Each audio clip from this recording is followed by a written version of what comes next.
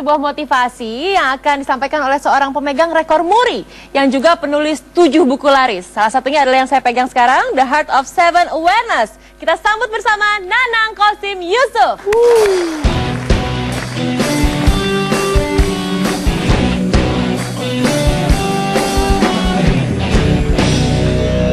Oke. Apa kabar semuanya? Baik. Baik ya, luar biasa. Kayaknya wajahnya harus kelihatan aura kasih, ya. Jangan kelihatan aura kasihan dong, ya. Semangat ya. Lagi dong, semangat lagi teman-teman. Semangat.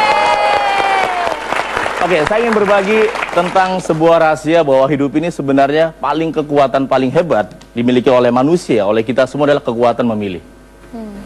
Ya, saya dulu adalah seorang dosen dengan penghasilan 600 per semester, tapi saya memilih sebagai seorang, ya, sebagai seperti hari ini dengan penghasilan misalkan yang berbeda karena pilihan saya. Saya dulu adalah seorang yang gampang sekali sakit karena saya tipe orang yang pengen olahraga tapi nggak pernah olahraga. Ada nggak di sini?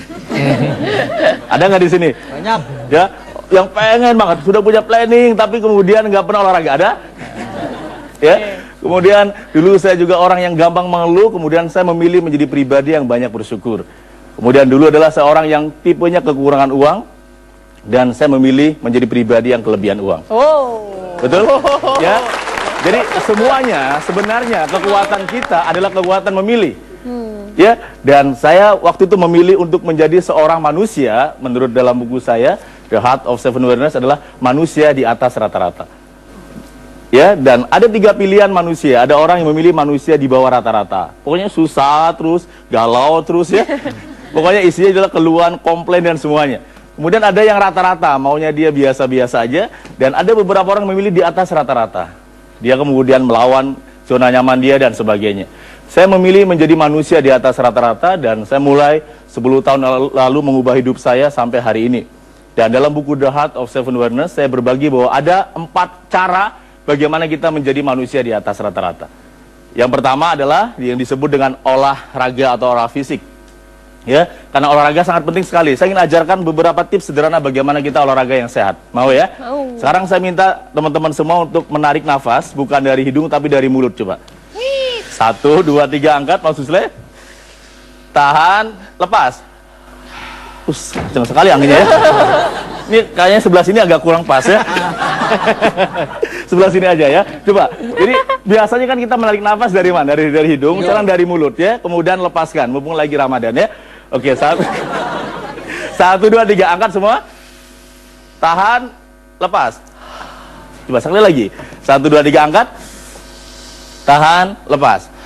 Nah, salah satu cara sehat adalah kita mengolah nafas. Dan ini salah satu yang sangat penting. Dan teman-teman, sahabat-sahabat saya yang luar biasa, pertama adalah olahraga. Dan banyak orang yang biasanya memulai di olahraga ketika dia menemukan 1 minute awareness. Salah satunya ketika dia masuk rumah sakit, baru dia, saya mau olahraga. Ya, salah satunya ketika dia mengalami kondisi yang parah, baru dia mulai komitmen, olahraga sangat penting, betul? Dan yang pertama adalah untuk menjadi manusia di atas rata-rata adalah olahraga dulu. Yang kedua adalah olah pikir. Dia selalu positif.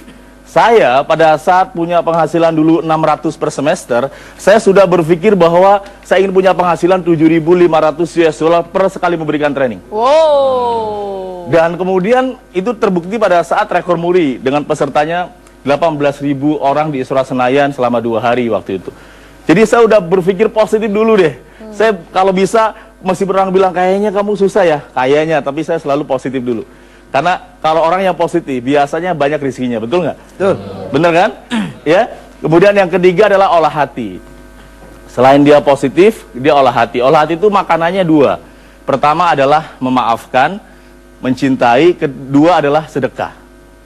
Saya pernah ada satu tamu dari Surabaya waktu itu, masih Melani.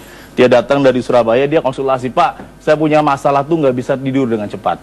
Kalau di Surabaya banyak tukang kentong itu, kalau tong jam 1 berarti tong 1 jam 1 ya. Jadi dia tidur selalu jam 4 pagi. Suatu hari dia datang ke Jakarta, dia bilang, saya tolong Pak, bantu saya biar cepat tidur, karena saya nggak bisa gampang tidur. Kemudian saya bilang, oh gampang, saya kasih rumus cuma forgive and forget. Maafkan dan lupakan. Dia komplain, masa saya datang jauh-jauh dari Surabaya dapat rumusnya cuma segitu doang?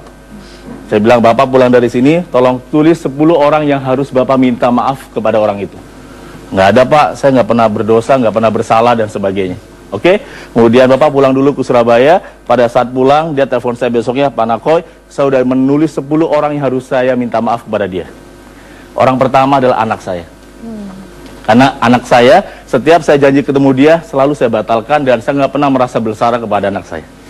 Dan saya minta maaf kepada anak saya. Kedua adalah istri saya. Ketiga, seterusnya dia susun. Sekarang setiap ada bantal langsung nempel, langsung molor. Okay? Karena pada saat dia meminta maaf, pada saat dia memaafkan, itu juga salah satu cara mengolah hidup kita menjadi manusia di atas rata-rata. Dan yang terakhir dalam buku The Heart of Seven Wonders adalah olah jiwa. Olah jiwa itu makanannya adalah bersyukur dan ikhlas. Itu sesuatu yang luar biasa. Gitu. Jadi kembalinya adalah kekuatan untuk memilih. Jadi kalau hari ini teman-teman semua di sini, ya pemirsa dimanapun, pada hari ini siapapun kita, pada saat kita punya kekuatan memilih, meskipun kondisi apapun itu bisa kita buat menjadi sesuatu yang luar biasa. Karena menurut Seven Awareness bahwa orang yang luar biasa itu adalah orang yang hidup di dua alam, dua kondisi. Sebagian ada di hari ini, sebagian ada di masa depan. Sementara yang di bawah rata-rata, sebagian ada di hari ini, sebagian di masa lalu. Ya, jadi hari ini kita bisa mau pilih hari ini ada di sini, sebagian ada di masa depan. Jadi sekarang tahun 2012, sebagian jiwa kita, pikiran kita sudah kita investasikan di masa depan biar kita menjadi orang yang luar biasa. Gitu. Tapi kalau dari tadi saya perhatikan ya, Melania, dari semua yang ada di sini, yang paling kayaknya apa namanya ingin punya pertanyaan sudah kelihatan tuh, yang bapak-bapak yang ini nah. Oh, yang pakai baju ungu Iya, itu. ungu itu. Yang jenggotan. Iya. Oh iya iya. Kenapa Pak? Ingin menjadi manusia di atas rata-rata seperti apa Pak? Iya. Tingginya. Tapi kalau misalkan melihat dari 4 rumusan tadi, ada nggak kesulitannya itu, Mas Nakoy, dalam menjalankan rumusan 4 tadi itu? Ya, sebenarnya kesulitannya soal latihan, perlu dilatih. Sukses itu butuh latihan. Siapapun yang mau berlatih pasti sukses, ya. Jadi kalau mau berlatih hari pertama terus berlatih terus pasti berhasil. Jadi tadi mencontoh olahraga, latihan, ya. Kemudian tadi berpikir positif juga latihan juga, ya. Kemudian sedekah juga latihan, dan terakhir memaafkan atau ikhlas itu juga butuh latihan. Baik, kita berikan tepuk tangan untuk Mas Nakoy. Terima kasih ya. Mudah-mudahan kita bisa menguatkan hati dan bisa menerapkan 4 rumusan tadi ya. Baik, pemirsa, NDC masih akan segera kembali, jadi jangan kemana-mana, tetaplah bersama kami. I wanna make up right now, nah, nah. I wanna make up right now, nah, nah.